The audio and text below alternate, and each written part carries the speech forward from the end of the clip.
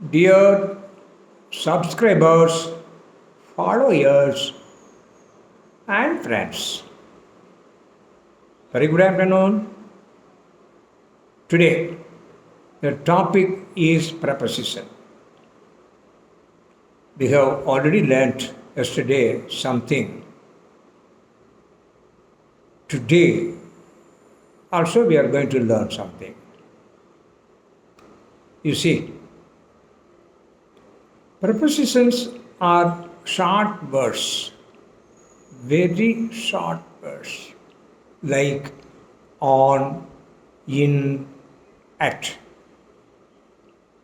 They usually stand in front of nouns. Though they are very short words, even advanced learners, well educated people find prepositions very difficult to speak only because of the composition built within that prepositions. You can understand like this. The preposition என்பது மிக மிக சின்ன வார்த்தைகள் தான். இதை போல on, in, at. இந்த ப்ரெப்போசிஷன்ஸ் எப்பொழுதுமே ஒரு நவுனுக்கு முன்னாடி வரும். அண்டர்ஸ்டாண்ட்? இது மிகச்சிறிய வார்த்தைகளாக இருந்த போதிலும் கூட மிக நன்றாக படித்தவர்கள் இதை பயன்படுத்துவதற்கு கொஞ்சம் சிரமப்படுவார்கள். காரணம், அந்த ப்ரெப்போசிஷன்லேயே இருக்கக்கூடிய சிக்கல்கள். So not because of their inefficiency, அவங்களுடைய திறமை குறைவு என்று நாம் சொல்லிவிட முடியாது. அண்டர்ஸ்டாண்ட்? அப்புறம் பொதுவாக இந்த ப்ரெப்போசிஷன்ஸை இடைச்சொல் என்று தான் சொல்வோம். இடைச்சொல் எப்படி கூட சொல்லலாம். இடைத்தரகர் அவர் என்ன பண்ணுறாரு, இந்த நபருக்கும் அந்த நபருக்கும் இடையில பேசி அங்கே செட்டில்மெண்ட் பண்ணுறார்.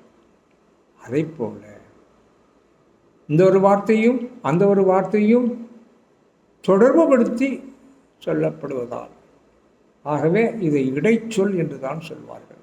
பொதுவாக ஆங்கிலத்திலே ப்ரெப்போசிஷன் என்று சொல்லுகிறோம். காரணம், இங்கே எப்பொழுதுமே நவுனுக்கு முன்னால், வார்த்தைக்கு முன்னால் வரும் ப்ரீபொசிஷன்.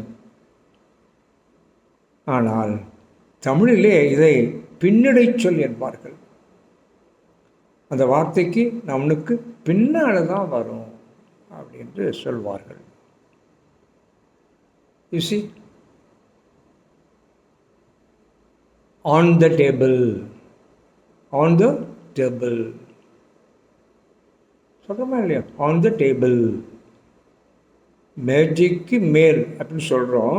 என்ன வருது? ஆணு அந்த டேபிள் என்ற நவுனுக்கு முன்னாலே வருது. அதுவே தமிழில் சொல்லுங்கள். மேஜைக்கு மேல், அந்த மேல்கிற வார்த்தை எங்கே வருது? அந்த நவுனுக்கு பின்னால் வருகிறது. தட் இஸ் வை அது பின்னடை சொல் என்கிறார்கள். நாம் இங்கே இதை முன்னடை சொல் வேண்டும். ஆனால் ரெண்டுமே இடைச்சொல் தான்.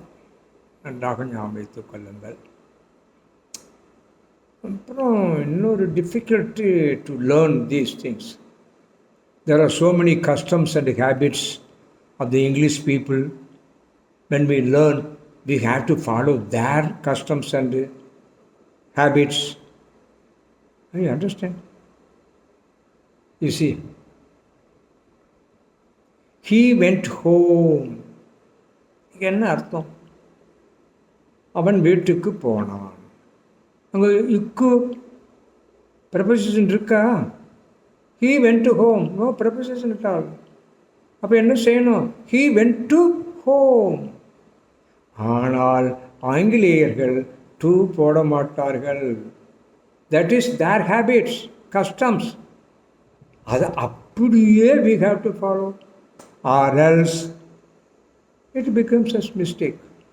You understand? He went ஓ, அப்படி தான் சொல்லணும். ஓகே, சொல்லிட்டோம். அதே இங்கிலீஷ்காரர்கள் ஹீ வென்ட் டு ஸ்கூல் சொல்லணுமா இல்லையா? அங்கே என்ன சொல்கிறாங்க? ஹீ வென்ட் டு ஸ்கூல், அங்கே டூ போடுறாங்க. ஸ்கூலுக்கு டூ போடுறாங்க, ஹோமுக்கு போடுறதில்லை. So this is the problem inbuilt in the preposition. அதுக்குள்ளேயே அமைச்சிருக்காங்க இப்படி. அதே மாதிரி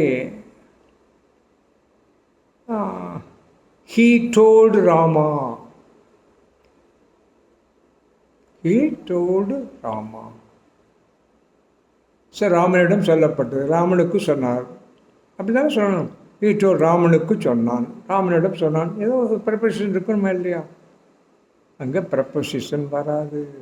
எப்போ டெல்லு டோல்டெல்லாம் வருதோ ப்ரப்போசிஷன் அதுக்கு பின்னால் போடக்கூடாது. அண்டர்ஸ்டாண்ட்? இது அவங்க ரூலு, ஹேபிட். அதே மாதிரி ஹீ செட் ராமான்னு சொல்லணுமா இல்லையா? அங்கே என்ன சொல்கிறாங்க? He set to Rama, preposition போடுறாங்க. அந்த ராமனுக்கு முன்னால் டூ போடுறாங்க. இதுதான் இன்பில்ட் ப்ராப்ளம். அப்போ என்ன பண்ணணும்? we have to take more care in learning the preposition. நிறைய நம்மள கஷ்டப்படுறது பூரா இன்னு போடலாமா, அட்டு போடலாமா, ஆன் போடலாமா, அண்டர் போடலாமா, அபவ் போடலாமா, நிறைய பிரச்சனைகள். So what I want to emphasize is, you please take care of learning these things. I hope you understand. That's all for this day. Thank you. Bye for now.